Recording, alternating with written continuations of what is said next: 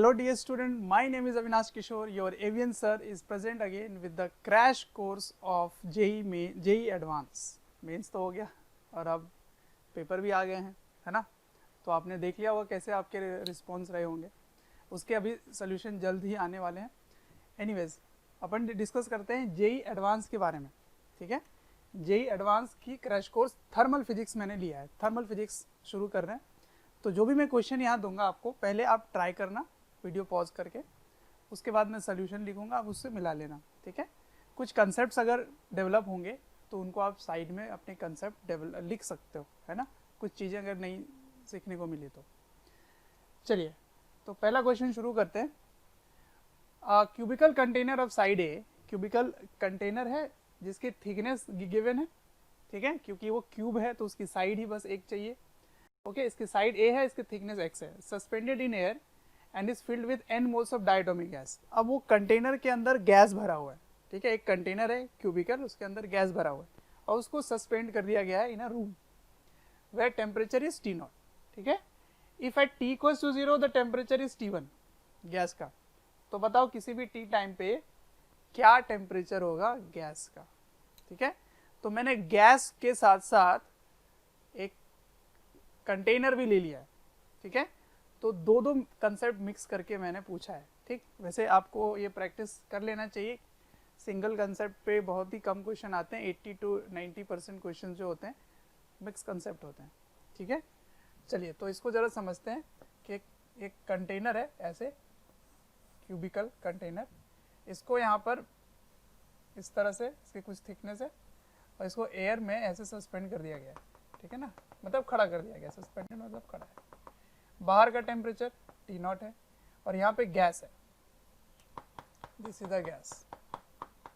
कितने हैं? n moles हैं, n मोल्स गैस हैं, डायटोमिक, ठीक है, डायटोमिक।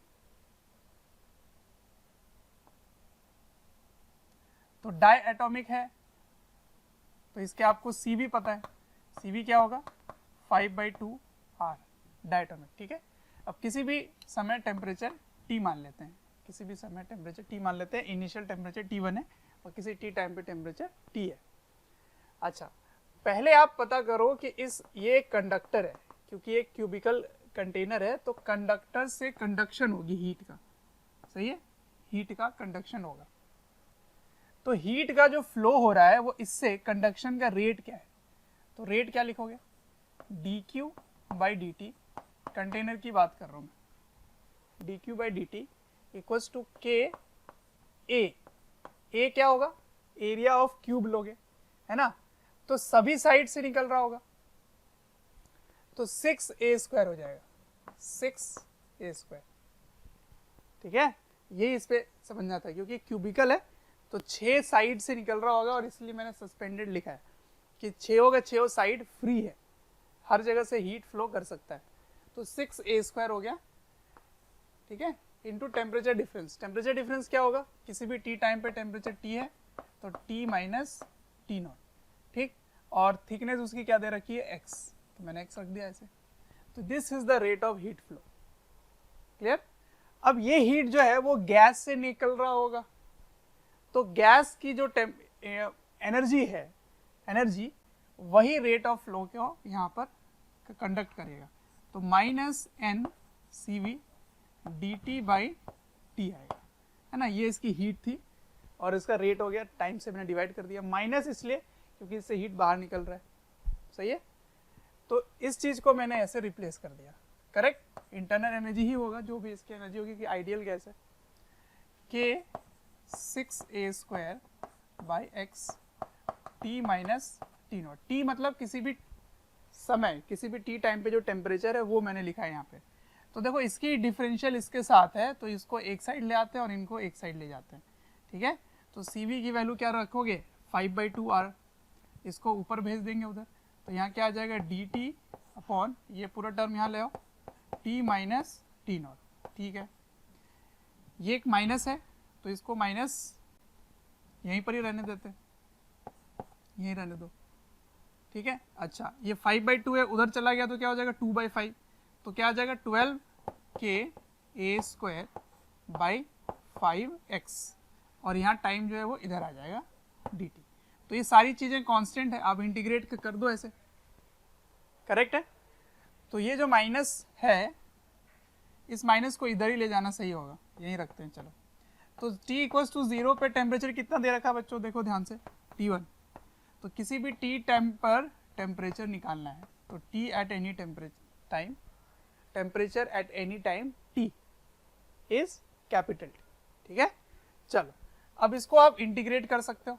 इसका क्या इंटीग्रेशन होगा, इसका इंटीग्रेशन होगा ln t माइनस T0, ठीक है। और इसकी लिमिट क्या रखोगे, T1 से T, है ना। तो कि मैं डायरेक्ट लिख दूं इसको, इसमें लगाओगे तो एक माइनस बनेगा ना, log a minus log b बनेगा, आप समझ रहे होगे मैं क्या बोलना चाह रहा हूँ।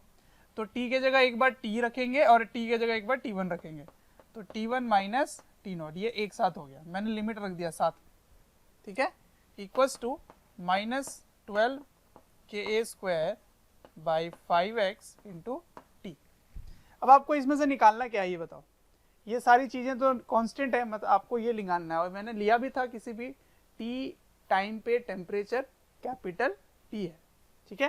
तो इसको निकालना, तो उधर भेज दो, तो वो पावर में क्या बन जाएगा, वहाँ पर E बन जाएगा, और इधर रखो ऐसे, तो T minus T0 equals to, ये चला गया इधर, और फिर ये चीज़ आके मल्टीप्लाई हो जाएगा, राइट। तो इधर पहले इधर भेज दो, e के पावर में minus 12 ka square by 5x into T, ठीक है ना। ये इधर आके चला गया। अब ये वाला टर्म ऐसा ही है, इसको इधर ले जाओ, मल्टीप्लाई हो जाएगा। तो क्या करोगे यहाँ पर, T1 माइनस T0, मल्टीप्लाई कर दिया। अब ये T0 जाके उधर ऐड हो जाएगा, तो मैं डायरेक्ट कर दूं, चलो डायरेक्ट कर देते हैं, आ रहा समझ। तो this is the temperature at any time T। तो इसमें मैथमेटिक्स भी इन्वॉल्व था, मिक्स कंसेप्ट भी थे। तो गैस से आप हीट निकाल रहे हो और एक कंडक्टर के थ्रू कंडक्शन से हीट फ्लो हो रहा है। तो कंडक्शन का मैंने रेट ऑफ हीट फ्लो लगाया, कंडक्शन का रेट ऑफ हीट फ्लो लगाया, और ये जो गैस है, गैस की जो इंटरनल एनर्जी थी वही हीट था उसका, उसी को हमने बाहर एक्सट्रैक्ट करवा दिया, उसको मैंने माइनस लगा के सॉल्व किया, ठीक है। आई होप समझ गए होंगे। चलिए इसको एक बार एनालाइज कीजिए खुद से, अगर नहीं हुआ तो फिर नेक्स्ट क्वेश्चन की तरफ बढ़ेंगे, ओके। इसमें मैं अभी देख रहा था कि ये जो R है वो मैंने मिस कर दिया था, तो ये तो गया ही गया, 5 के साथ यहाँ पे R हो जाएगा, है ना, छोटी सी ये बस मिस्टेक है। तो ये R भी आ जाएगा, R, तो 5RX, ठीक है। R वही है अपना गैस कांस्टेंट जो है, यूनिवर्सल गैस कांस्टेंट, तो R बस मिसिंग था इसमें, ठीक है। चलो नेक्स्ट क्वेश्चन। अभी मैंने देखा यहाँ पर NR वाला चीज़ तो मैंने लिखा ही नहीं, ये जो N है और R ये रह गया था, है ना। तो इसको NR साथ में कर लेते हैं, तो 5NR, ठीक है, 5NR,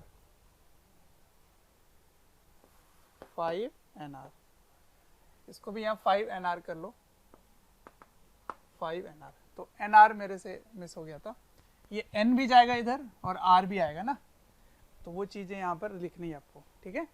तो आई होप आप समझ गए होंगे इस क्वेश्चन को कि कैसे करना है। ये अपना N और R, N number of moles है, R अपना गैस कांस्टेंट है।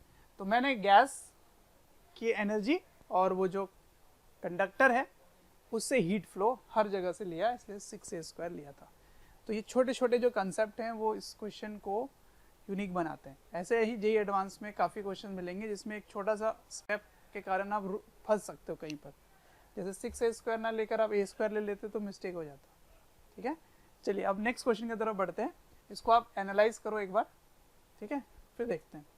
Okay, next question is a heat generating source S of power 36 calorie per second. Power मैंने वाट पे नहीं लिया, कैलोरी पर सेकेंड ले लिया, ताकि न्यूमेरिकल की जो यूनिट है उसमें परेशानी ना हो, ठीक है। तो यहाँ एक सोर्स है जिसकी पावर क्या है, 36 कैलोरीज पर second, is kept inside thermally insulated box. इसका मतलब इसकी जो हीट है वो इधर से कहीं नहीं जा रही है, इनसे कहीं भी नहीं निकल रहा, ठीक है।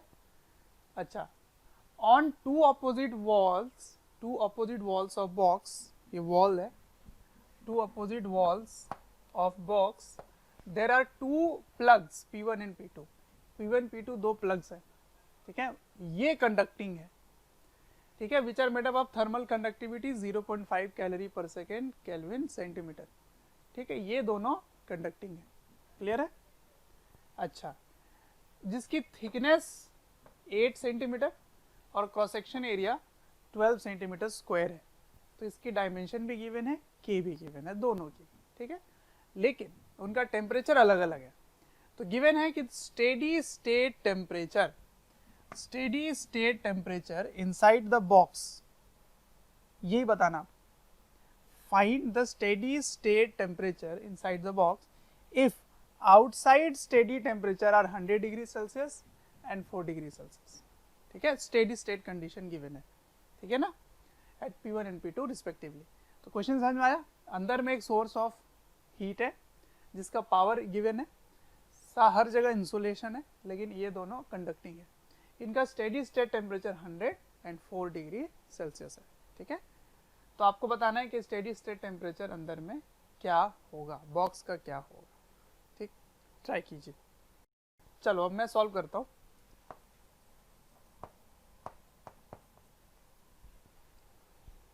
आई होप आपने सॉल्व कर लिया होगा।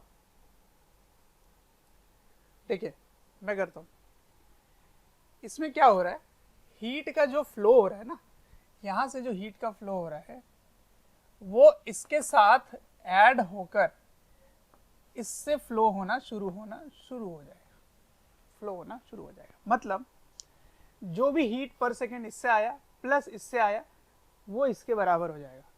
तो आप क्या कह सकते हो, at steady state, steady state ही है, तो at steady state you can say that the heat flow through P1 जो भी आया प्लस द सोर्स S इसका power is equal to heat flow per second through P2, ठीक है।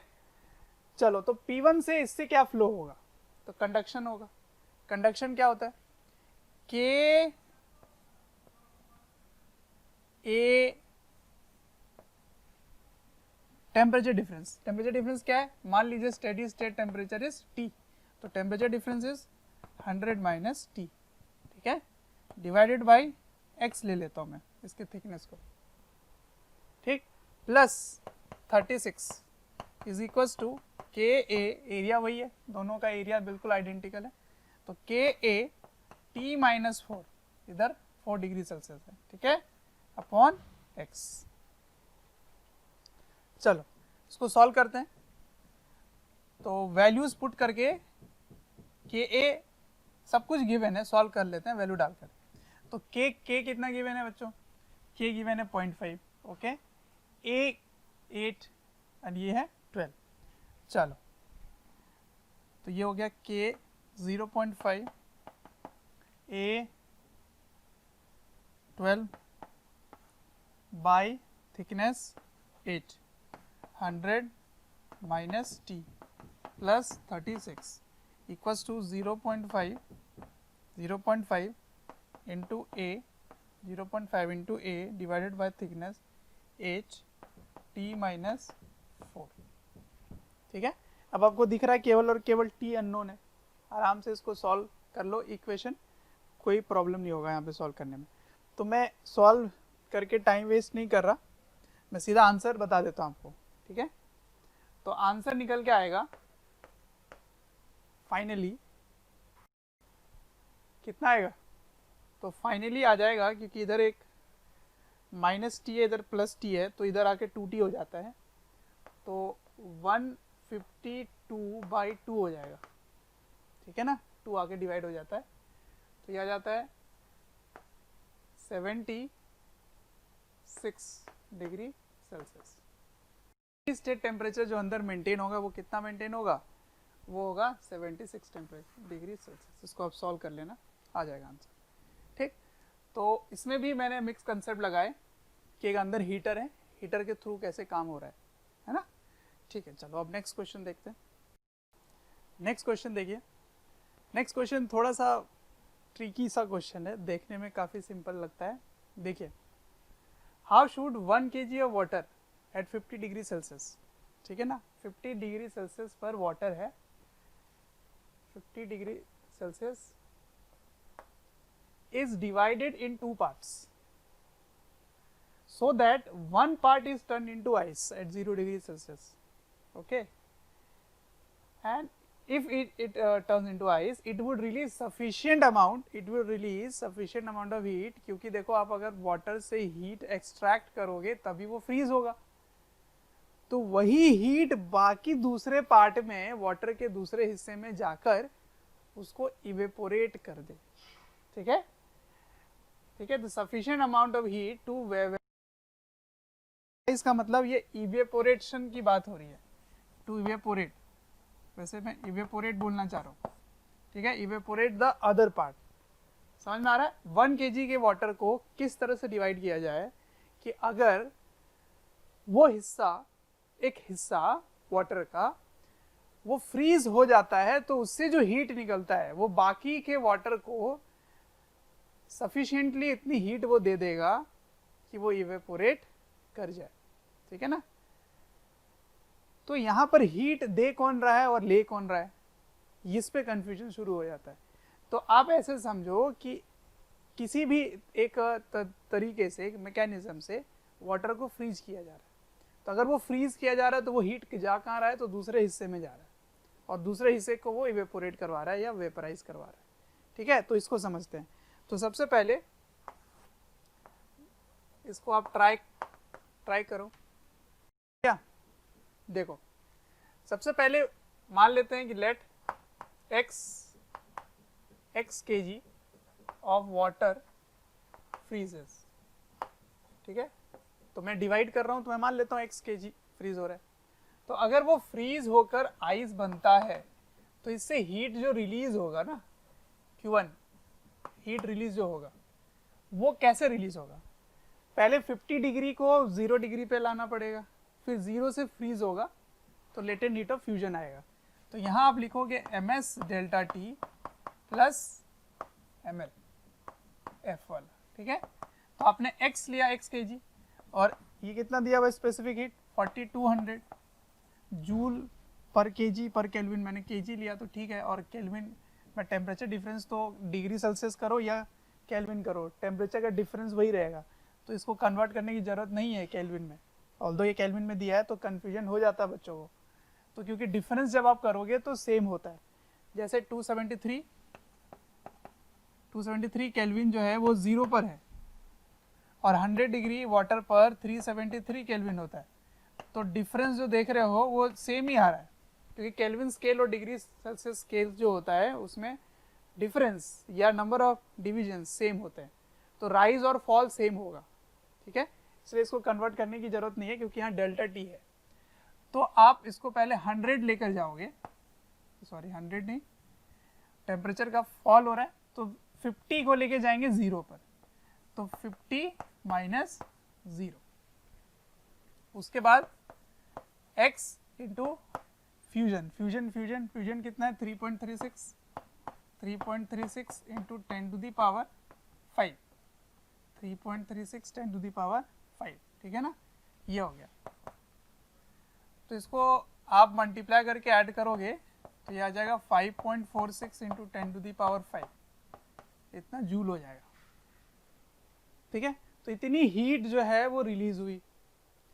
अब अगर आपको इवेपोरेट करवाना है तो बचा कितना, 1 kg में x तो आपने फ्रीज कर दिया तो बचा 1 माइनस एक्स।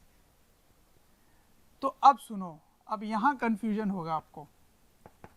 अब आपको लगेगा कि वेपराइज करने के लिए पहले मुझे 50 डिग्री को 100 डिग्री लेके जाना पड़ेगा, फिर 100 से फिर लेटेंट हीट ऑफ वेपराइजेशन लगाना पड़ेगा। यही मिस्टेक होगा।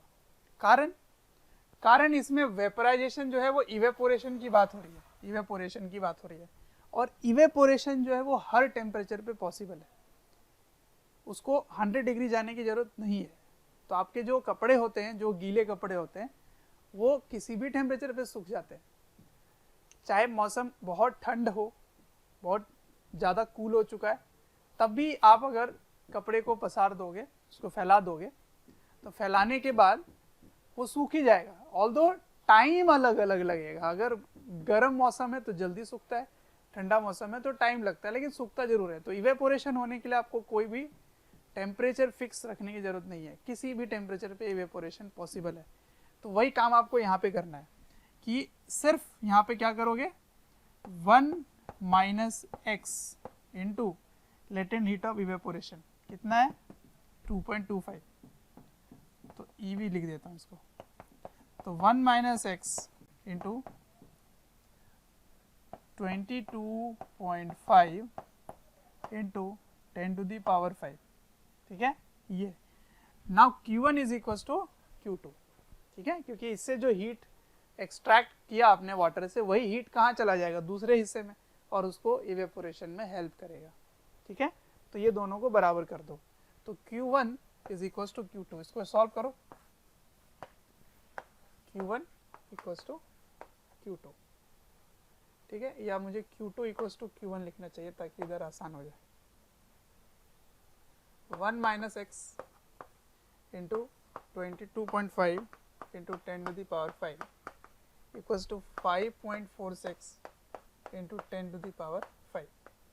तो ये दोनों कैंसिल हो गए, ये उससे जाके डिवाइड हो जाएगा। 1 माइनस एक्स इज 5.46 बाई 22.5, और x की वैल्यू क्या हो जाएगी 1 माइनस ये वाला नंबर, ठीक है। तो इसको आप सॉल्व कर सकते हो, कैलकुलेटर से भी सॉल्व कर लो, अभी कर लो फॉर द टाइम भी। थैंक यू डियर स्टूडेंट्स, हमें ढेर सारा प्यार देने के लिए। डेली हज़ारों स्टूडेंट्स हमारे वीडियोस से लाभ उठा रहे हैं, उनको काफ़ी बेनिफिट पहुंच रहा है हमारे वीडियो लेक्चर से। आपसे एक रिक्वेस्ट है कि डिस्क्रिप्शन बॉक्स पे एक लिंक है, उस लिंक को क्लिक करें और अपनी एनरोलमेंट सुनिश्चित करें, और साथ ही जिनको स्टडी मटेरियल या फिर डाउट सेशन चाहिए वो प्रीमियम कोर्सेज के लिए भी एनरोल कर सकते हैं। 0.2 के आसपास, तो 1 माइनस 0.2 इज x, तो x is nearly equals to 0.8 kg। तो 0.8 kg वाटर को आपको फ्रीज करना पड़ेगा, तब जाके बाकी वाटर जो है वो इवेपोरेट हो सकता है, ठीक है। ये है क्वेश्चन। इसी तरह से एक क्वेश्चन और लेता हूँ मैं, आप है ना। नेक्स्ट क्वेश्चन है, some water at 0 degree Celsius is placed in a large insulated enclosure which is connected to a vacuum pump. The water vapor formed in vessel is continuously pumped out. कब? जब fraction of water जो है वो freeze करता है, ठीक है। तो what fraction of water will ultimately freeze in vessel. देखिए ये जो वेपर है ना, ये वेपर का मतलब आपको समझना है वो इवेपोरेशन वाला ही वेपर है, इवेपोरेशन वाला वेपर है। तो मैंने कहा था कि वाटर से इवेपोरेशन हर टेम्परेचर में पॉसिबल है, तो जो भी इवेपोरेशन हो रहा है वो सबको पंप आउट किया जा रहा है। तो मैं एक डायग्राम से समझाता हूँ इसको। ये एक इंसुलेटेड टैंक है और यहाँ पर ऐसे एक वैक्यूम ट्यूब लगा हुआ है ऐसे, ठीक है, वैक्यूम ट्यूब। तो सपोज कुछ वाटर है यहाँ पर, वाटर, इस वाटर से हीट जो है वो ऐसे पंप किया जाता है, ठीक है, जो भी इवेपोरेशन हो रहा है, और इसको बाहर पंप आउट कर दिया जाता है वैक्यूम ट्यूब से, ठीक है ना, वैक्यूम ट्यूब मान लो इसको। तो हीट को पंप आउट कर दिया जाता है जो इवेपोरेट कर रहा है। तो बताना है कि what fraction of water will ultimately freeze. तो मान लेते हैं m मास टोटल था, total mass is m, total mass of water in vessel is equals to m, ठीक है। And let x kg of water, let x kg of water freezes, ठीक है, ये फ्रीज कर जाता है। तो गिवन है कि लेटेंट हीट ऑफ इवेपोरेशन, ये वेपर जो लिखा हुआ इवेपोरेशन है, is 7 times the latent heat of fusion, ये गिवन है क्वेश्चन में, ठीक है। तो आपको बताना है कितना फ्रैक्शन वाटर का अल्टीमेटली फ्रीज कर गया। तो आपको क्या आंसर निकालना है, to find x by m, ये फाइंड करना है। तो मान लेते हैं कि इतना मास वाटर का जो है वो फ्रीज कर चुका है, ठीक है, तो ये आइस बन गया। तो इसी को मैंने लिया है x, तो ये x है, तो ये कितना हो जाएगा m माइनस एक्स। तो मान लेते हैं कि सारा का सारा जो इवेपोरेशन m माइनस एक्स का हो रहा है उसी के कारण आपको हीट यहाँ पे मिल रहा है। तो जो भी इवेपोरेशन वाली हीट है, जो भी इवेपोरेशन वाली हीट है, वो सारा का सारा हीट अवेलेबल हो रहा है इसके फ्रीजिंग में। यही यहाँ पे कैच था। आपको यही लगेगा कि सर कौन हीट ले रहा है, एक्सट्रैक्ट कौन कर रहा है। तो जब आप इसको वैक्यूम क्रिएट कर रहे हो, वैक्यूम हो कैसे रहा है क्रिएट, इवेपोरेशन हो रही है। इवेपोरेशन हर टेम्परेचर में पॉसिबल है। तो जब उसको आप खींच रहे होते हैं, जो इवेपोरेशन का रेट बढ़ना शुरू हो जाता है, क्योंकि इधर जो मॉलिक्यूल्स हैं, आप केमिस्ट्री में भी पढ़ते होंगे लिक्विड सॉल्यूशन में कि कैसे इवेपोरेशन होता है, vapour pressure, atmospheric pressure etcetera कुछ। तो ये जो मॉलिक्यूल्स हैं वो धीरे धीरे ऊपर आना शुरू हो जाते हैं, है ना। तो उसको आप बहुत रेट से खींचना शुरू कर दिए तो जल्दी जल्दी जल्दी मॉलिक्यूल्स आएंगे। तो क्या होगा कि इससे जो वेपराइजेशन हो रहा है, यानी इवेपोरेशन हो रहा है, वो हीट छोड़ जा रहा है। आपको अगर फील करना है तो अगर आपको बहुत ज्यादा पसीना है ना, स्वेटिंग हुई है, तो स्वेटिंग जैसे आप फैन के पास जाते हैं तो आपको थोड़ा रिलैक्स होने लगने लगता है, आपको थोड़ा ठंडा कूल लगने लग जाता है। कारण क्या है इसका? कारण है कि इवेपोरेशन होना शुरू हो गया, आपके जो स्वेट है ना वो इवेपोरेट होना शुरू हो गया, इसलिए आपको कूल लगने लग जाता है। ठीक, तो जब भी इवेपोरेशन कहीं भी होगा तो वो कूलिंग प्रोड्यूस कर देगा। जैसे आप परफ्यूम है, बहुत गर्मी है, बहुत ज्यादा गर्म है, बाहर बहुत गर्मी है, फिर भी अगर आप वहां पे परफ्यूम को अपने हैंड में स्प्रे करते हो तो आपको कूल लगने लग जाता है वो एरिया। वो इसलिए क्योंकि वो इमीडिएटली इवेपोरेट कर जाता है। तो इवेपोरेशन करने से कूलिंग आता ही आता है। घड़े के बारे में सुने होंगे, जो मटका होता है, उसके जो पोर्स होते हैं, उस पोर्स से इवेपोरेशन होता है। तो वाटर जो आपने अंदर रखा ना मटके के अंदर, वो इवेपोरेशन के कारण कूलिंग फील होने लग जाता है। जो कूलर होता है, कूलर में भी इवेपोरेशन होती है। तो जब इवेपोरेशन होगा बाहर तो आपको अंदर में ठंडी हवा फील होगी। ठीक है, तो इवेपोरेशन का मतलब है हीट को वो ले जाता है। तो इसने हीट ले लिया, तो सारी जो हीट इसमें इवेपोरेट हो रहा है वो सारा का सारा हम मान लेते हैं आइस पर कन्वर्जन में फॉर्म हुआ, क्योंकि और कोई दे ही नहीं सकता। तो जो इसकी हीट है वो इसी में जा रही है, जो भी हीट एक्सट्रैक्ट हुई। बस रोड मैप तैयार हो गया। तो शुरू हो जा। तो x kg आइस का लेटेंट हीट ऑफ फ्यूजन है LF और टोटल मास था m से x मास फ्रीज हो गया। तो इसमें जो वेपोराइजेशन में यूज हो रहा है वो इतनी हीट दे रहा है, इवेपोरेशन मतलब वही। ठीक, तो आपको निकालना है x बाई m। क्या गिवन है कि LV इज 7LF, तो यहाँ 7 लिख दो। तो 7LF equals to m times m minus X, ठीक है, इंटू XLF।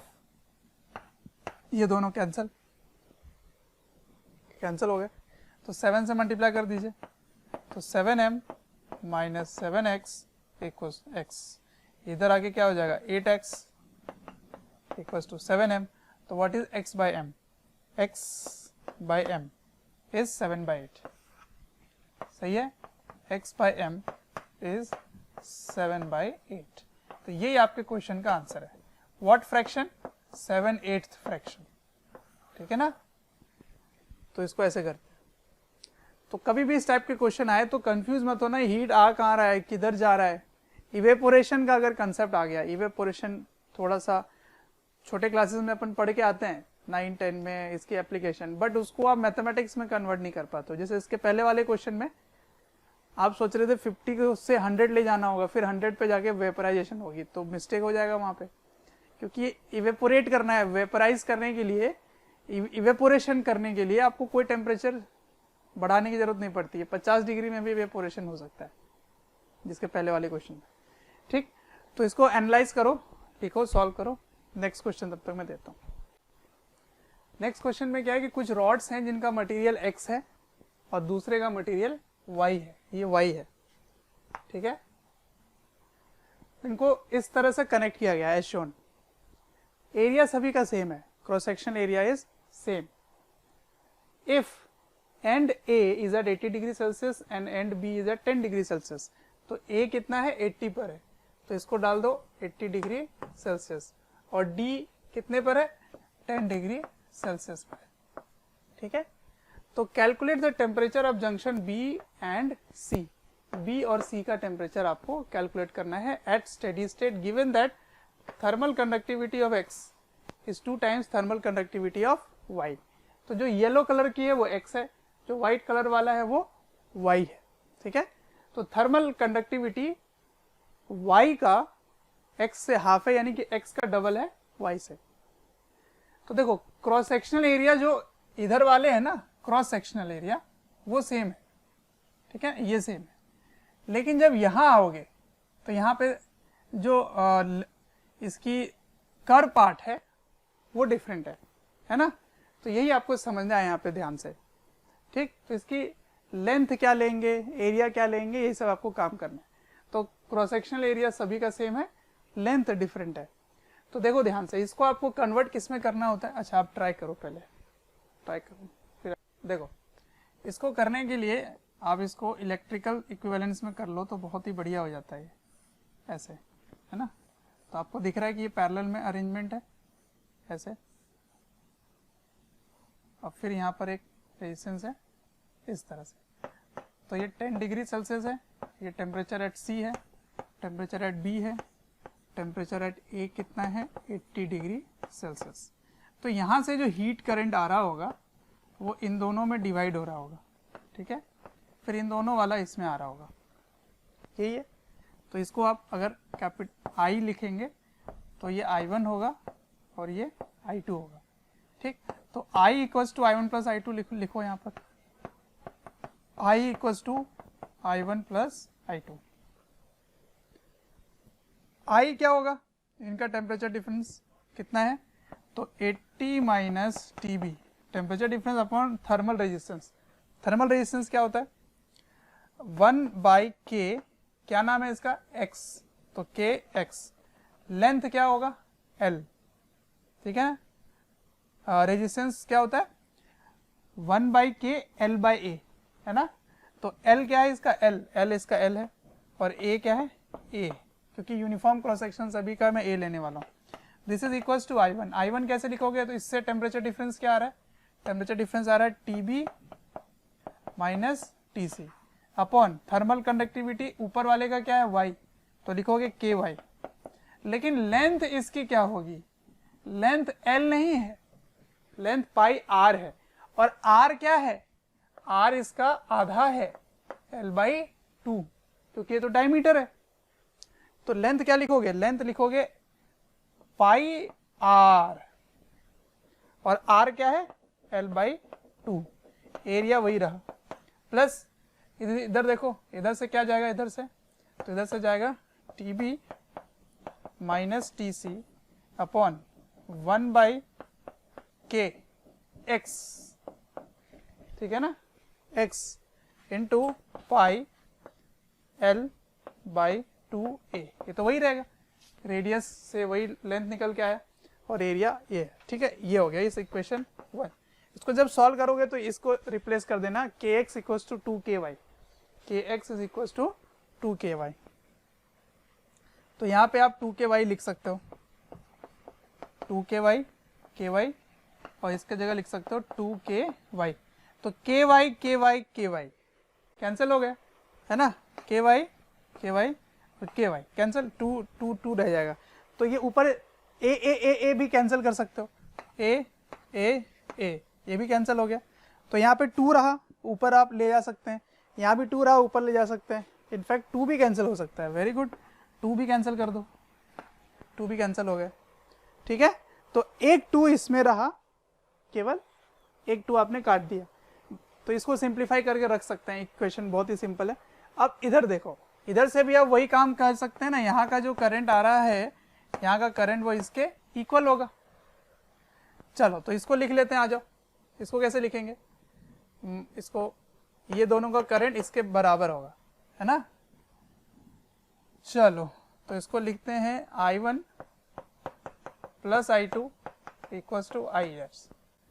वैसे न्यूमेरिकली आप वही निकाल लोगे। I1 कैसे निकालेंगे, देखो, तो इधर से करंट आ रहा है ना, ऐसे आ रहा है I1, तो वही लिखोगे जो यहाँ लिखे थे आप, I1 I2, और I कैसे लिखेंगे, इनका डिफरेंस अब लिखोगे, सही है। लिखो इसको सेम टू सेम लिख देते हैं, TB minus T C upon 1/ky pi L by 2a plus TB minus TC upon 1/2 times ky pi L by 2a equals to, इधर से करंट क्या फ्लो करेगा, हायर से लोअर की ओर, तो लिखोगे TC माइनस 10, ठीक है, TC minus 10 upon resistance, resistance क्या होगा इसका, x है, तो 1/kx, तो kx को फिर रिप्लेस कर दो 2ky से, ठीक है, ठीक है, लेंथ क्या हो गया L बाई a, तो L a k y दोनों साइड से कैंसिल कर सकते हैं, तो दोनों इक्वेशन को आप सॉल्व करो, इक्वेशन 2 इक्वेशन 1, और टेम्परेचर यहाँ से निकल आएगा B और C।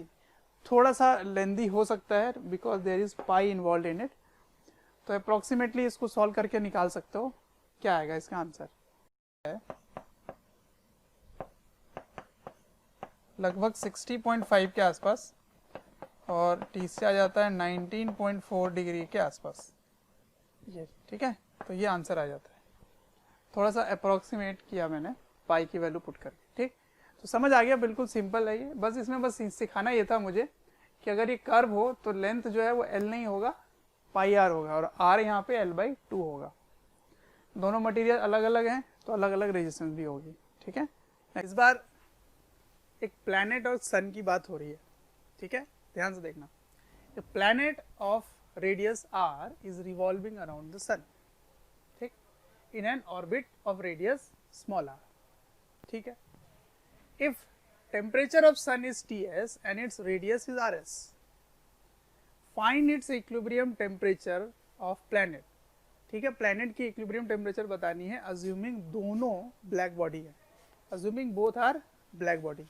तो इसको जरा डायग्राम से समझते हैं, यहाँ सन है सपोज, ठीक है, तो ये एक ब्लैक बॉडी है, इससे r डिस्टेंस पर ऐसे r रेडियस पे ऐसे एक प्लैनेट रिवॉल्व करता है, ठीक है, planet, this is planet.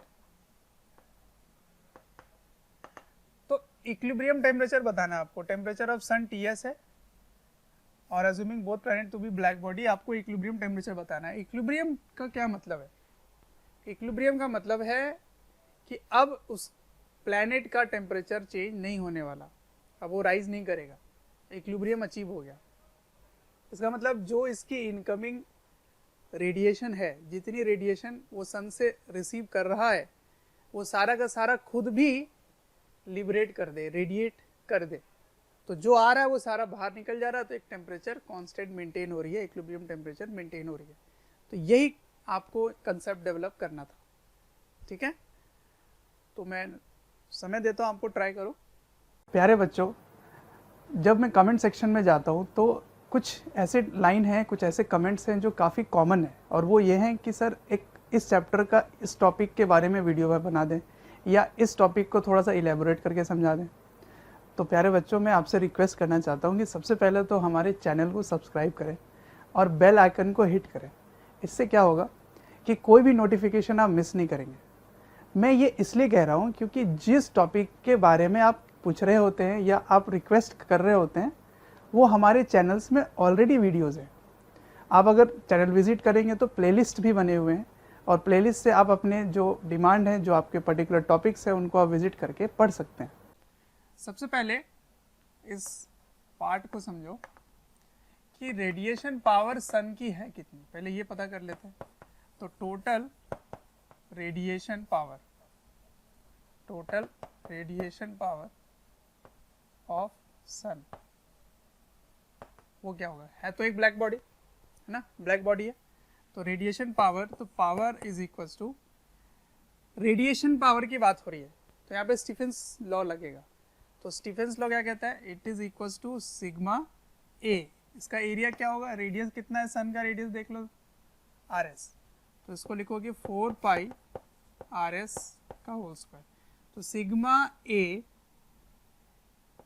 T to the power 4 है ना, तो इसका टेम्परेचर क्या है Ts, तो इसमें लिखोगे Ts की पावर में 4। तो ये हो गए radiation power, total radiation power जो सन के पास है। अब एनर्जी प्लैनेट कितना रिसीव कर रही है, तो आप r डिस्टेंस स्पेस का निकाल रहे हो तो इसकी इंटेंसिटी निकालोगे पहले। इंटेंसिटी क्या होता है, पावर बाय एरिया, है ना। तो ये सन जो है वो चारों तरफ ऐसे अपनी एनर्जी चारों तरफ निकाल रहा है यूनिफॉर्म बराबर। तो पर यूनिट एरिया कितनी एनर्जी लिबरेट हो रही है उसको इंटेंसिटी बोलते हैं। तो पहले इंटेंसिटी निकाल लेते हैं इसका। तो इंटेंसिटी इनटू इसके एरिया से मल्टीप्लाई कर दोगे जो एनर्जी प्लैनेट रिसीव कर रहा है, ठीक है। तो मैं डायरेक्ट लिख देता हूं, energy received by planet, energy received by planet is क्या होगा, power by area pi R square. ये क्या हो गया, इंटेंसिटी, सन की इंटेंसिटी। और आप कितने में निकाल रहे हो, इतने एरिया में निकाल रहे हो, तो उसको किससे मल्टीप्लाई कर दोगे, pi into radius of planet, ठीक है। तो ये एनर्जी रिसीव्ड पर सेकेंड निकल के आया, पर सेकेंड वो इतनी एनर्जी रिसीव कर रहा है, कौन, प्लैनेट, ठीक है। अच्छा, तो पाई और पाई हो गए कैंसिल, ओके। अब जब इक्विलिब्रियम पहुंच जाएगा तो जितनी एनर्जी वो रिसीव कर रहा है सारा का सारा वही एनर्जी प्लैनेट रेडिएट भी करना शुरू कर देगा। तो ऐसे समय में क्या होगा, इक्विलिब्रियम टेम्परेचर अचीव हो जाएगी, है ना। तो समझो ध्यान से कि अब जो एनर्जी इस पे पहुंच रहा है ना, एनर्जी जो पहुंच रहा है वो लिबरेट हो जा रहा है ऐसे, ठीक है। तो incident is equal to radiation. तो कितनी एनर्जी रिसीव हो रहा है पर सेकेंड, इतनी रिसीव हो रहा है, तो रेडिएट भी हो जाए सारा का सारा। तो energy at equilibrium temperature of planet, ठीक है। लेट इक्विलिब्रियम टेम्परेचर पहले ले लेते हैं, let equilibrium temperature of planet is equals to T। T is the equilibrium temperature, या TE कर दें क्या, इक्विलिब्रियम कर देते हैं, T इक्विलिब्रियम, ठीक है। तो at equilibrium temperature of planet radiated power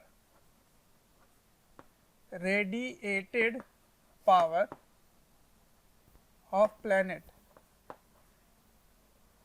radiated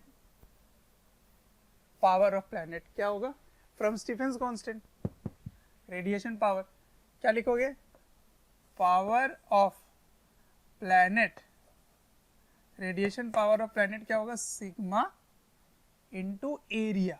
इसकी एरिया क्या है बोलो, इसकी एरिया है, कंप्लीट लोगे 4 पाई, अच्छा इसमें मैंने पाई लिख दिया ना, 4 पाई होगा यहाँ पे, 4 पाई, ठीक है। क्यों, क्योंकि कंप्लीट लोगे, है ना, और मल्टीप्लाई किससे करना है मुझे, energy received by the planet, complete में 4 पाई, तो 4 पाई कैंसिल हो गया। ऑल्दो ये मिस्टेक नहीं हुआ, लेकिन 4 पाई लेना चाहिए क्योंकि कंप्लीट स्फीयर ले रहा हो ना, तो पाई आर स्क्वायर थोड़ी होगा, 4 पाई आर स्क्वायर होगा, 3 डायमेंशनल 4 पाई आर स्क्वायर, ठीक है। तो सिग्मा 4 पाई प्लैनेट की रेडियस क्या है, देखो देखो r, तो 4 पाई आर स्क्वायर, और इक्विलिब्रियम टेम्परेचर अब लेके चल रहे हो पावर में 4। तो power of planet should be equals to energy received per second, जो एनर्जी रिसीव हो रही है वो सारा का सारा रेडिएट हो जाएगा, ठीक। तो आप लिखोगे power received equals to power of radiated planet, ठीक है ना।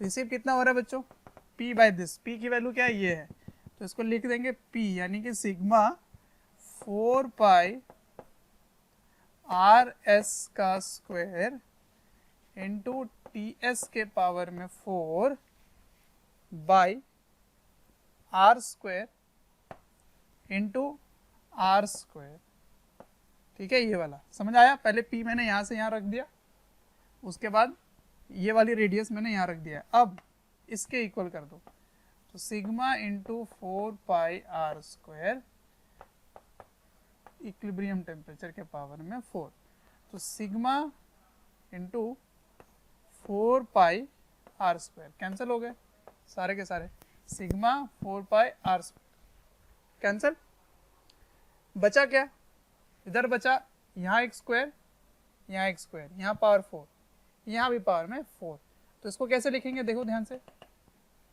इसको लिखेंगे आर एस बाई आर का whole square into T S के पावर में 4 इक्वल्स टू टी इक्विलिब्रियम के पावर में 4।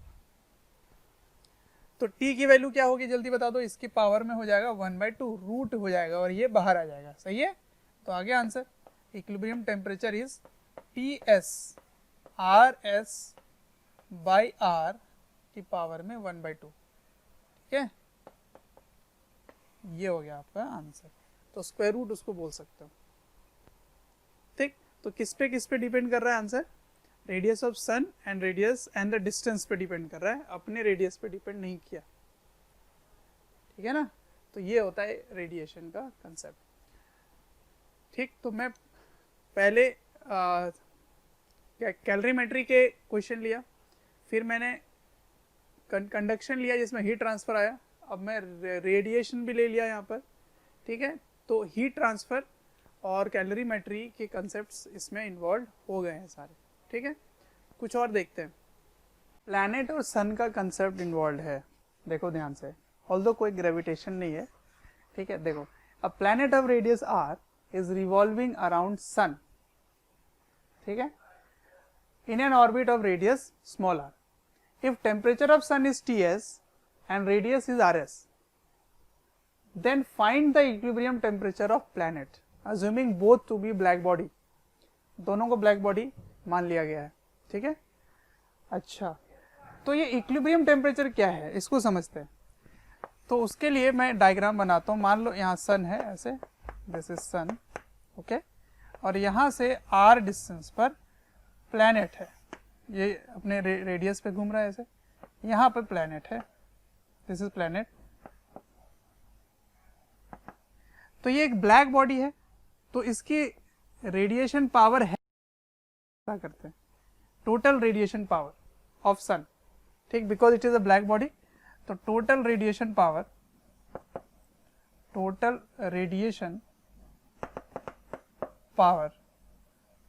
ऑफ सन इज, अच्छा मैंने तो ऑप्शन ही नहीं दिया आपको कि आप ट्राई करो, चलो 2 मिनट टाइम देता हूँ मैं, ट्राई कर लो। की है वो क्या होगा, P is equals to sigma A 4 pi R square into T के पावर में 4, है ना। रेडिएशन पावर जो निकल सकता है उससे एनर्जी, वो मैंने स्टीफेंस लॉ से लिखा, वो क्या हुआ, sigma into A into T to the power 4, ठीक। अभी क्योंकि ब्लैक बॉडी है इसके, इसलिए एमिसिविटी 1 ले रखा हूं, ठीक है।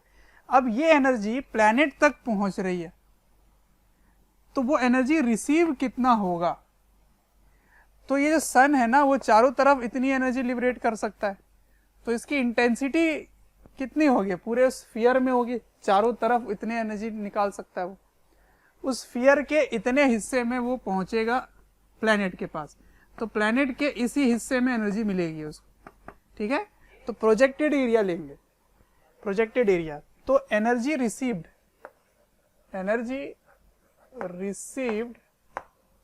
बाय प्लैनेट पर सेकेंड कितना होगा ये आपको बताना है। तो energy received per second is intensity into area, intensity क्या लिखोगे, तो पावर, यही पावर कितने, पाई आर स्क्वायर, पूरे स्फीयर में तो 4 पाई आर स्क्वायर आ जाएगा, है ना। स्फेरिकल बॉडी है 3 डायमेंशन, 4 पाई आर स्क्वायर इंटू एनर्जी जो इस प्रोजेक्टेड एरिया को देखोगे तो इतने ही फेस पे एनर्जी मिलेगी, दूसरे हिस्से में तो पहुंच भी नहीं रहा है, तो ये प्रोजेक्टेड एरिया लिया जाता है पाई आर स्क्वायर आएगा, है ना। तो पाई आर स्क्वायर ये हो गया, तो पाई और पाई यहाँ से कैंसिल हो गए, तो क्या आ जाएगा 4 नहीं P R square upon 4 R square. तो इतनी एनर्जी रिसीव्ड पर सेकेंड हो रही है प्लैनेट के पास, तो पर सेकेंड इतना पहुंचा। अब इक्विलिब्रियम की बात हो रही है, फाइंड इक्विलिब्रियम टेम्परेचर। तो कंसेप्ट क्या है इसको समझो कि जो एनर्जी वो सन से रिसीव कर रहा है, अगर वो सारा एनर्जी अब वो रेडिएट भी कर दे, तो इधर से आ रहा है इधर से जा रहा है, तो अब एक टेम्परेचर जो है उस प्लैनेट की वो फिक्स हो जाएगी, तो इक्विलिब्रियम टेम्परेचर अचीव हो जाएगा। तो ये जो एनर्जी वो रिसीव कर रहा है वो सारा का सारा एनर्जी रेडिएट कर देना चाहिए। तो एनर्जी रेडिएटेड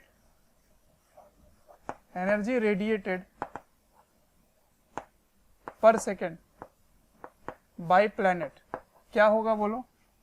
तो रेडिएशन पावर है, उसी तरह से रेडिएशन एनर्जी पर सेकेंड बोल सकते हो प्लैनेट का, वो क्या होगा, वो भी ब्लैक बॉडी है, तो लिखोगे सिग्मा इंटू एरिया, तो 4 पाई प्लैनेट आर स्क्वायर ये केवल, और टेम्परेचर इक्विलिब्रियम टी मान लेते हैं, ठीक है ना। तो let equilibrium temperature equals to T to the power 4। अब अगर रेडिएशन की बात हो रही है तो जितना एनर्जी इस पे पहुंच रहा है वो सारा रेडिएट हो रहा है, तो आप क्या बोलोगे, ये दोनों बराबर हो गए, है ना। तो आपको निकालना था ये वाली वैल्यू, तो आप लिख सकते हो sigma 4 pi R square into T to the power 4 equals to 4 P R square by 4 R square. तो पी क्या है, सिग्मा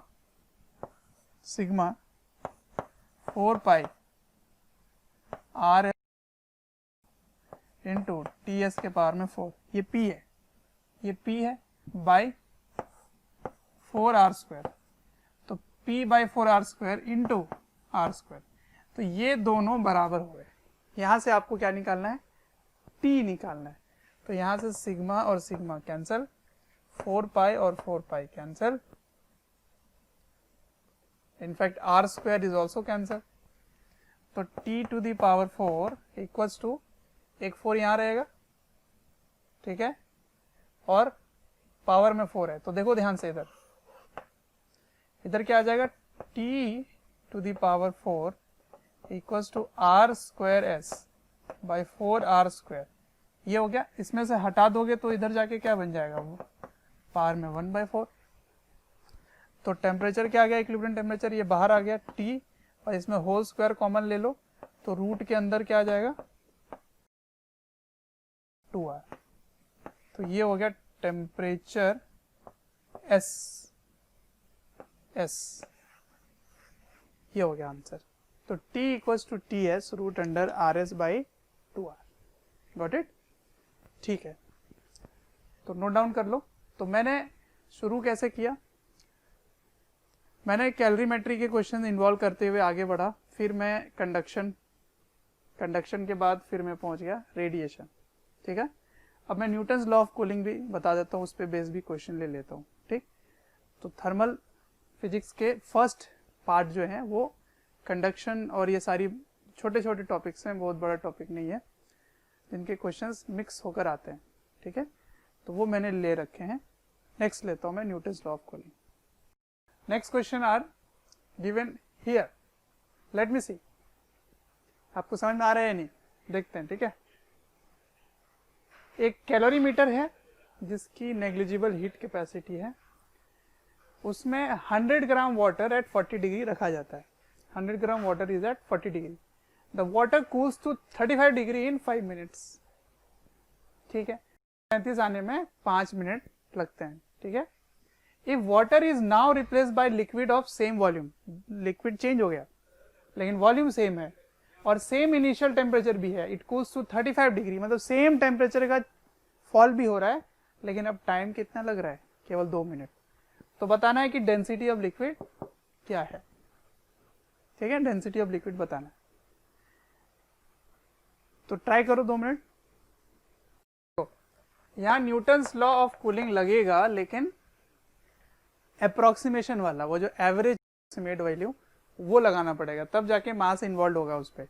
ठीक है, तो याद है क्या होता है, टेम्परेचर डिफरेंस ले लेते हैं, तो T2 माइनस T1, ठीक है, T2 minus T1 by T, ये हो गया rate of cooling, equals to K by MS, याद आ रहा है, by average temperature difference minus surrounding का टेम्परेचर। ठीक है, ऐसे होता है। तो इसी चीज को मैं फॉलो करने वाला हूं। तो फॉर वाटर अगर मैं बात करूं, तो टेम्परेचर का फॉल मैं बोल रहा हूं, है ना, टेम्परेचर का फॉल, तो ऑब्वियसली टाइम बढ़ेगा तो इनका डिफरेंस कम होगा, क्योंकि टेम्परेचर बाद में कम हो रहा है, तो वहां एक माइनस आएगा। सही बात है, समझ रहे हो कि कूलिंग ही लिख रहे हैं तो आपको माइनस लिखने की जरूरत नहीं है, आप इसका पॉजिटिव टर्म भी लिख सकते हो, क्योंकि अपन कूलिंग की ही बात कर रहे हैं और वो के में चला जाएगा, आप ऐसे समझ सकते हैं। तो मैं नेगेटिव वर्ड यूज नहीं करने वाला, तो 40 माइनस 35 बाई टाइम कितना लगा, 5 minute, this is equals to K by M S.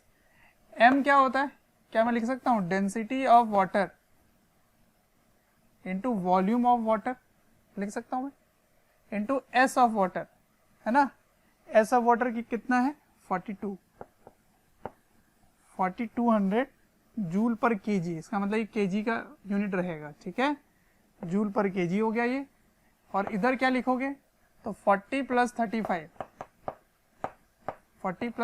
By 2, तो ये हो जाएगा 37.5, है ना, माइनस टेम्परेचर कुछ भी नहीं गिवन है तो सेम ही मान लेंगे। ठीक है, तो टी मान लेते हैं। अब देखो इधर, अब इसमें लिखा है कि दूसरी डेंसिटी आप लेके चल रहे हो फॉर लिक्विड सेम टेम्परेचर का चेंज, लेकिन टाइम कितना लगा, अब देखो 2 मिनट, तो रेट में यहां लिखोगे 2 K बाई एम एस। अब लिखोगे density of liquid into same volume, equal volume लिया था आपने तो सेम वॉल्यूम में लिख दिया यहाँ पर, यही यहाँ पर समझना था बस। ये 2100 हो गया, 2100, और इसकी भी वही आने वाली है, average temperature difference by 2 minus T. ठीक है, इन दोनों को क्यों ना मैं डिवाइड कर दूं, तो डिवाइड करने पे ऊपर वाला कैंसिल हो जाएगा, है ना, तो डिवाइड करना आसान पड़ेगा। सॉल्व कीजिए, देखिए क्या आता है। क्वेश्चन देखते हैं। नेक्स्ट क्वेश्चन में है कि एक स्टील बॉयलर है जिसकी बॉटम थिकनेस है 3 सेंटीमीटर और एरिया है 1 मीटर स्क्वायर। ठीक है, और थर्मल कंडक्टिविटी उस स्टील का दिया हुआ है 63 joule per second metre kelvin. ठीक है, तो आपको बताना है कि what is the rate of evaporation of water या वेपोराइजेशन ऑफ वाटर, एक्चुअली यहाँ वेपोराइजेशन लिखा हुआ है, ठीक है ना, ऑफ वाटर इन केजी पर सेकेंड। ठीक है, तो कितना मास पर सेकेंड इवेपोरेट कर रहा है या वेपोराइज कर रहा है, वही इस क्वेश्चन में बताना है हम लोग को। ठीक है, चलिए इसमें सबसे पहले समझो, वो जो बॉयलर है ना, बॉयलर वो हीट कैसे कंडक्ट कर रहा है, वही हीट कहाँ पहुंचेगा, वाटर के पास, जो वो वेपोराइज होगा। सही है, तो पहले तो रेट ऑफ हीट कंडक्शन निकाल लीजिए, तो dq बाई dt क्या होगा, ka delta T by L, L के जगह x ले लिया मैंने, तो k क्या दिया हुआ है देखो 63 इंटू एरिया क्या है 1 मीटर स्क्वायर। अच्छा, टेम्परेचर डिफरेंस इसमें और एक पता होना चाहिए, हाँ, इसमें क्वेश्चन में ये गिवन है कि बॉयलर की जो इनिशियल टेम्परेचर है, बॉयलर की इनिशियल टेम्परेचर 300 डिग्री सेल्सियस है। ठीक है ना, temperature of boiler is 300 degree Celsius. तब बताना है कि रेट ऑफ इवेपोरेशन क्या होगी, तो टेम्परेचर डिफरेंस कैसे लोगे, 300 तो है, दूसरा टेम्परेचर क्या होगा, तो जब वाटर को इवेपोरेट करवाना है, वेपराइज करवाना है, इवेपोरेट नहीं वेपराइज करवाना है, तो उसको 100 डिग्री सेल्सियस तक लेके जाना ही पड़ेगा, तो 300 माइनस 100 200 हो गया अपॉन x 3 सेंटीमीटर, तो 10 टू द पावर -2 कर देते हैं ताकि ऐसा यूनिट में बन जाए। तो इसका डिफरेंस हो गया 2 2, तो 3 2 जा 6 6 2 जा 12, ठीक है। तो 126/3 इंटू 10⁻², ये कितना आ रहा है इसमें 200 100 है ना, तो 10 टू द पावर 4 हो गया, ठीक है। तो this is equals to 42 into 10 to the power 4। इतना रेट जूल पर सेकेंड है हीट कंडक्शन का। अब उसमें वाटर भरा हुआ है, तो वाटर इवेपोरेट वेपराइज होना है, तो यही हीट उस पर पहुंचेगी। तो वेपराइज होने के लिए आपको क्या करना पड़ेगा, m इंटू एल करना है। तो मैं मान लेता हूं let this rate of evaporation of water is m kg पर सेकेंड, m kg पर सेकेंड वेपराइज, ठीक है, ये मैंने ले लिया वेपराइज। तो इसमें kg पर सेकेंड ऑलरेडी रखा हुआ है, ओके। और ये जो Q है ना, हीट जो इसको चाहिए, ये यही रेट है dQ/dt, यही रेट इसको पहुंच रहा होगा। तो इसको क्या लिखोगे, 42 into 10⁻⁴ equals to m into latent heat of vaporisation is 2251.2 into 10 to the power 3, ये हो गया, ठीक है। तो इससे m क्या निकालोगे, m is equals to this rate dQ/dt, है ना, यही है, मैंने कैपिटल Q लिख रखा है, वैसे ये dQ/dt ही है। तो dQ/dt 42 into 10 to the power 4 divided by 2251.2 into 10 to the power 3, ठीक है। तो इतना kg पर सेकेंड वेपराइज करेगा, ठीक है।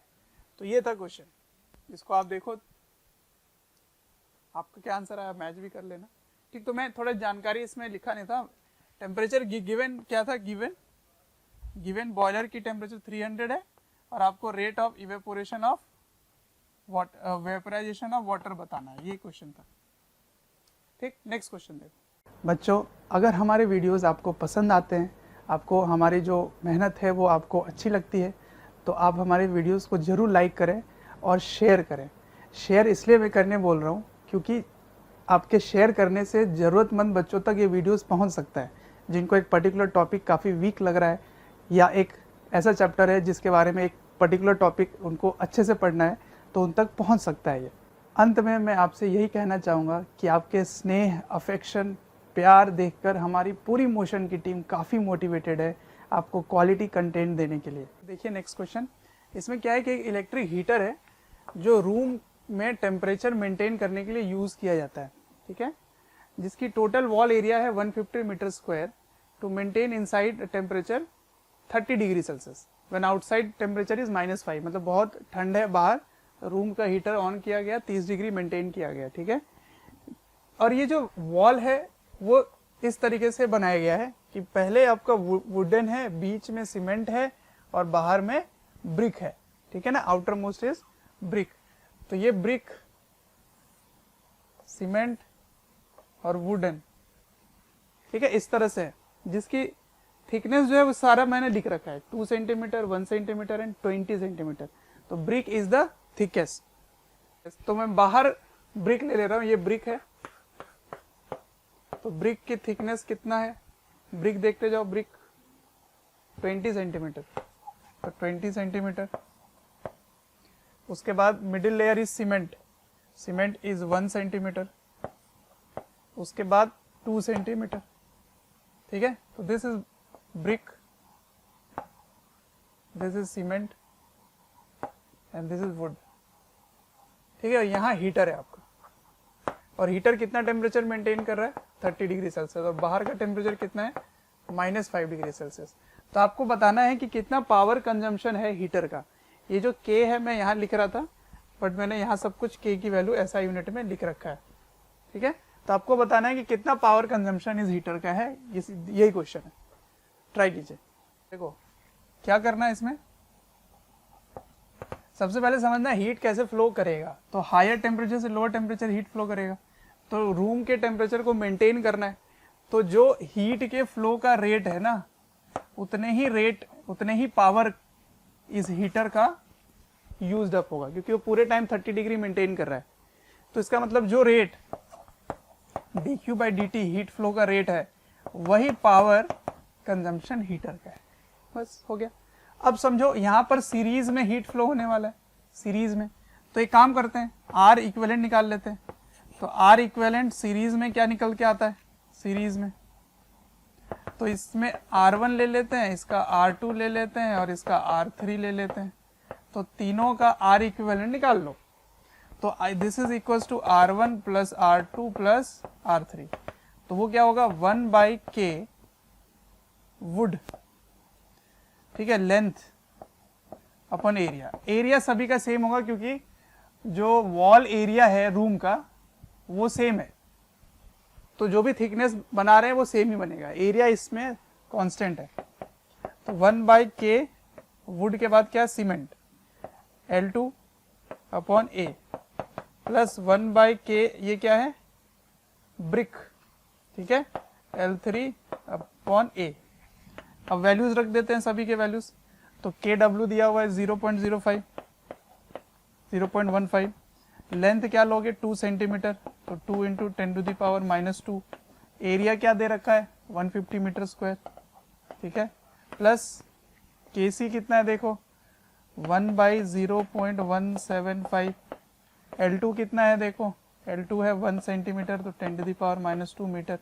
एरिया क्या लेंगे, अगेन वही लेंगे, 150 मीटर स्क्वायर, ये मीटर हो गया। KB देखो 1 है, ठीक है। लेंथ कितना है इसका, 20 इंटू 10⁻⁻² अपॉन एरिया क्या होगा, एरिया इज 150 मीटर स्क्वायर, ठीक है। ये सीरीज में हो गए रेजिस्टेंस। अब आपको क्या करना है, हीट फ्लो बताना है। तो power is equal to dq by dt, यही वाला पावर आएगा। और वो कैसे निकालेंगे, टेम्परेचर डिफरेंस। टेम्परेचर डिफरेंस क्या है देखो, 30 माइनस -5, तो 30 minus -5 divided by R series, ठीक है। इसको जोड़ लोगे आप सबको, इसको डिवाइड कर दोगे, इतना ही वॉट आंसर आ जाएगा, ठीक है। अब सॉल्व कर लेना। तो यही पावर कंज्यूम हो रहा है हीटर का। तो हीटर जो पावर कंज्यूम कर रहा है वो वही पावर कंज्यूम करेगा जो इससे हीट फ्लो हो रहा है, तभी रूम का टेम्परेचर कांस्टेंट मेंटेन रहेगा 30 डिग्री सेल्सियस, ठीक है। चलो फिर नेक्स्ट क्वेश्चन देखते हैं, इसको तब तक एनालाइज करो। Okay students, next question are given here, let me see. आपको समझ में आ रहा है या नहीं, देखते हैं, ठीक है। एक कैलोरीमीटर है जिसकी नेग्लिजिबल हीट कैपेसिटी है, उसमें 100 ग्राम वाटर एट 40 डिग्री रखा जाता है। 100 gram water is at 40 degree. The water cools to 35 degree in 5 minutes, ठीक है। तो 40 से 35 आने में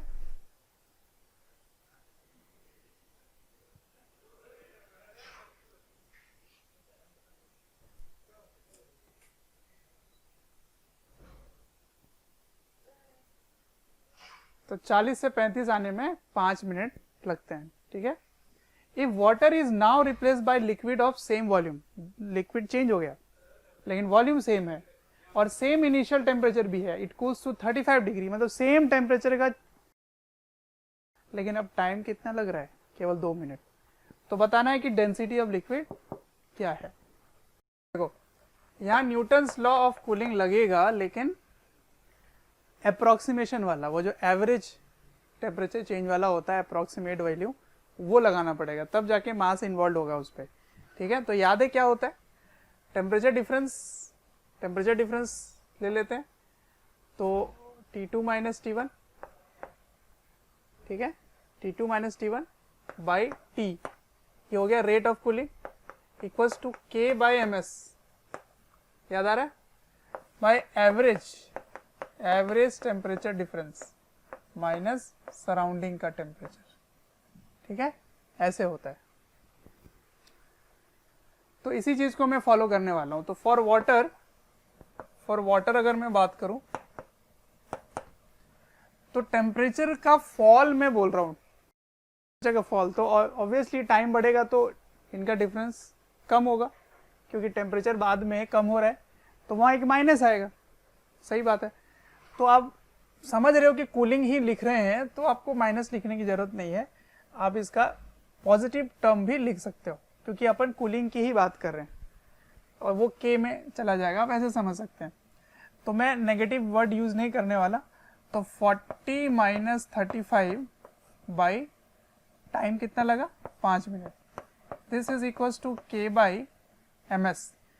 एम क्या होता है, क्या मैं लिख सकता हूँ density of water into volume of water, लिख सकता हूँ मैं, इंटू एस ऑफ वाटर, है ना। एस ऑफ वाटर की कितना है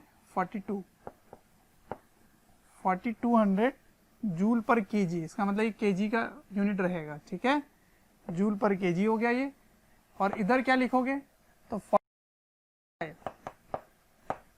40 प्लस 35 बाई 2, तो ये हो जाएगा 37.5, है ना, माइनस सराउंडिंग का टेम्परेचर कुछ भी नहीं गिवन है, तो सेम ही मान लेंगे, ठीक है, तो टी मान लेते हैं। अब देखो इधर, अब इसमें लिखा है कि दूसरी डेंसिटी आप लेके चल रहे हो फॉर लिक्विड सेम टेम्परेचर का चेंज, लेकिन टाइम कितना लगा, अब देखो 2 मिनट, तो रेट में यहाँ लिखोगे 2 के बाई एम एस। अब लिखोगे density of liquid into same volume, equal volume लिया था आपने, तो सेम वॉल्यूम में लिख दिया यहाँ पर, यही यहाँ पर समझना था बस। ये 2100 हो गया, 2100, और इसकी भी वही आने वाली है, average temperature difference by 2 minus T, ठीक है। इन दोनों को क्यों ना मैं डिवाइड करने पे ऊपर वाला कैंसिल हो जाएगा, है ना, तो डिवाइड करना आसान पड़ेगा। सॉल्व कीजिए, देखिए क्या आता है। देखिए ये टर्म तो बिल्कुल ही सेम है, तो दोनों को जब डिवाइड करोगे इस इक्वेशन को, तो ये कैंसिल हो जाएंगे, बिल्कुल सेम टू सेम। सिमिलरली के बाई वी कैंसिल हो गए, और इधर न्यूमरेटर भी कैंसिल हो जाएगा, है ना, ये दोनों कैंसिल हो जाएंगे, तो ये 5 नीचे 2 ऊपर, तो ये क्या बन गया 2/5, 2 ऊपर चला जाएगा, ठीक है। अब सुनो, ये नीचे ये ऊपर, तो ऊपर जाके क्या बना, रो लिक्विड इंटू 2100, रो लिक्विड इंटू 2100, रो वाटर इंटू 4200, ठीक है, तो दोनों जीरो कैंसिल हो गए।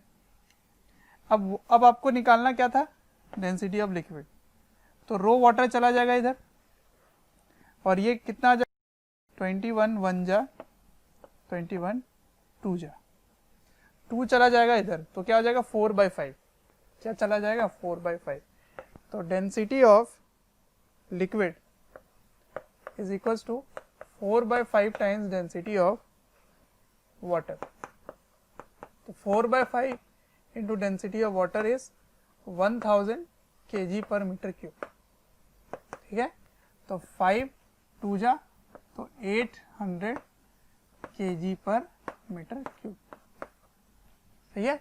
और अगर CGS में होगा तो सिंपल हो जाएगा 4/5 ग्राम पर सीसी, ठीक। तो ये हैं क्वेश्चंस जिसमें अगेन मल्टी कंसेप्ट इन्वॉल्व हो गए, ठीक है। डेंसिटी मैंने पूछ लिया यहाँ पे, तो डेंसिटी से आपको घबराना नहीं है, डेंसिटी कहाँ से आ गया सर, तो आपको वही पुराना ही इक्वेशन यूज करना है जिसमें मास को रिप्लेस करना था डेंसिटी इनटू, गॉट इट। चलिए देखते हैं, इसमें थर्मल एक्सपेंशन का भी मैंने कंसेप्ट ले लिया है, और भी कुछ कंसेप्ट इसमें इन्वॉल्व हैं, देखो ध्यान से। A piece of metal weighs 46 gram in air when it is immersed in liquid of specific gravity 1.24 at 27 degree Celsius it weighs 30 ग्राम। समझ में आ रहा है, एयर में इतना है, लिक्विड में इतना है। when temperature is raised to 42 degree Celsius the metal piece weighs इतना, ठीक है ना। जब 42 डिग्री सेल्सियस उसमें आप अगर बढ़ा देते हो तो उसके टेम्परेचर जो वे कर रहा है, जो इसका मास है वो 30.5 ग्राम है, और स्पेसिफिक ग्रेविटी ऑफ लिक्विड जो है वो 42 डिग्री सेल्सियस पे 1.2 है। कब? जब स्पेसिफिक ग्रेविटी जिस लिक्विड में आप डाल रहे हो 42 डिग्री सेल्सियस में वो 1.2 है, और वहाँ वो वे कितना कर रहा है 30.5 डिग्री ग्राम। ठीक है ना, समझ आ रहा है मैं क्या बोलना चाह रहा हूँ? कि जो मेटल हवा में वे कर किया जाता है वो 46 है, किसी लिक्विड में 27 डिग्री पे अगर मेजर करोगे तो वो 30 ग्राम है, और 42 डिग्री सेल्सियस में अगर आप मेजर करोगे तो 30.5 है। ठीक है ना, किसमें? एक लिक्विड में जो 1.2 का है। तो बताओ coefficient of linear expansion of metal क्या है? ठीक है, ये बताना है आपको। 2 मिनट टाइम देता हूं, ट्राई करो, करते हैं यहाँ पे सॉल्व। देखो कोई भी ऑब्जेक्ट अगर किसी लिक्विड के अंदर वे किया जाता है तो there is loss in weight. Of course आप देख पा रहे हो 46 से 30 हो गया, there is loss in weight. Why this loss in weight occur? Because of buoyancy. तो आप बॉइंट फोर्स क्या बोल सकते हो? Buoyant force is equals to 46 minus 30, that is 16 gram weight. ठीक है ना, इतना हो गया बॉइंट फोर्स। तो अगर मैं बोलूं what is the weight of water displace, तो आप बोलोगे 16 gram weight of the water displace. What is the mass of water which is displace, तो 16 gram of liquid is displace, not water, liquid is displace, क्योंकि जो liquid है उसकी specific gravity 1.24 है। इसका मतलब लिक्विड के अंदर जब फुल्ली इमर्स हो जाएगा अंदर में वो, तो इतनी लिक्विड को वो डिस्प्लेस कर रहा होगा कब? 27 डिग्री पर, एट 27 डिग्री सेल्सियस। तो क्या आप वॉल्यूम बता सकते हो? वॉल्यूम ऑफ क्या नाम है मेटल एट 27 डिग्री सेल्सियस क्या होगा? आपको मास पता है कितना वाटर का डिस्प्लेस हुआ है ना, स्पेसिफिक ग्रेविटी पता है, तो वॉल्यूम कितना डिस्प्लेस हुआ था ये भी आप बता सकते हो। तो वही वॉल्यूम मेटल की होगी, क्योंकि कंप्लीट वॉल्यूम अपने ही बराबर वो डिस्प्लेस कर रहा है। तो उसी इंफॉर्मेशन से आप क्या बोल सकते हो? Volume of metal at 27 degree is mass upon density 1.24। ठीक है, तो ये सेंटीमीटर क्यूब हो गया। Similarly you can say, similarly volume of metal at 42 degree Celsius V2 is loss in weight 30.5 हो गया फ्रॉम 46, तो 46 माइनस 30.5 इतना लॉस इन वेट है, तो उसको मास में भी लिख सकते हो, तो वो ग्राम हो गया। उसको इसकी स्पेसिफिक ग्रेविटी से डिवाइड कर दोगे 1.2 से, तो ये क्या बन जाएगा? Centimetre cube. तो इसको माइनस करो तो क्या आएगा? 15.5 बाई 1.2 सेंटीमीटर क्यूब। तो आपको 42 डिग्री सेल्सियस पे वॉल्यूम है पता है, एट 42 डिग्री सेल्सियस वॉल्यूम पता है, एट 27 डिग्री सेल्सियस वॉल्यूम पता है। तो आप क्या गामा निकाल सकते हो, वॉल्यूम एक्सपेंशन निकाल सकते हो, तो गामा से फिर आप अल्फा निकाल सकेंगे। ठीक है, तो आप क्या लिखेंगे? V2 equals to V1 1 plus gamma delta T लिखेंगे। फिर गामा इज इक्वल्स टू क्या होता है? 3 अल्फा। तो इसको लिख लो, आ जाओ। तो V2 is equals to 15.5 upon 1.2 equals to 16 by 1.24 1 plus 3 alpha into delta T. Delta T क्या है? 42 से 27, तो 42 माइनस 27 ये हो गया। ठीक है, इसमें से अल्फा की वैल्यू निकाल लीजिए। थोड़ा मेहनत वाला काम है इसलिए मैं भी नहीं कर रहा, बट आप कंसेप्ट समझ लो, क्योंकि फिर बाद में आप सॉल्व कर लेंगे। ठीक है, आंसर में लिख देता हूँ 0.315 इंटू 10⁻⁻5 पर डिग्री सेल्सियस, पर डिग्री सेल्सियस। ठीक है ना, पावर में माइनस, तो ये आंसर आ जाता है इसका। ठीक, तो देखो सभी में मैंने मिक्स कंसेप्ट के क्वेश्चन ही आज कराए हैं आपको। इसमें भी लीनियर एक्सपेंशन इन्वॉल्व था, इंक्लूडिंग बॉयंसी। ठीक है, उसके पहले भी जितने भी क्वेश्चन मैंने लिए, गैस का मैंने इंटरनल एनर्जी भी इन्वॉल्व कर दिया डायटोमिक के साथ, और कंडक्शन में लगा दिया। ठीक है, उसके बाद इवेपोरेशन का कंसेप्ट सिखाया आपको कि इवेपोरेशन में टेम्परेचर नहीं देखते हैं, किसी भी टेम्परेचर पे पॉसिबल है। तो स्टूडेंट्स आज के लेक्चर में इतना ही रखते हैं। इसमें थर्मल फिजिक्स का फर्स्ट हाफ मैंने कवर किया है, सेकेंड हाफ फिर आएगा आपके पास जिसमें केटीजी और थर्मोडायनेमिक्स इन्वॉल्व होंगे। ठीक है, आज आपने किया उसको आप प्रैक्टिस करो, और जो कुछ कंसेप्ट अगर आप सीखे हो तो अपने नोट्स पे जरूर लिखो। ठीक है, see you in the next lecture. Thank you, bye bye. कोई भी चैप्टर या वीडियोस आपको डिटेल में ईयर लॉन्ग वाले वीडियोस चाहिए और काफ़ी डिटेल में वीडियोस आपको चाहिए, तो आपको एक नंबर दे रहा हूँ, टोल फ्री नंबर है, आप इनको कॉल करें और डिटेल में आप बात कर सकते हैं और पूछ सकते हैं। नंबर है 1800 2121 799।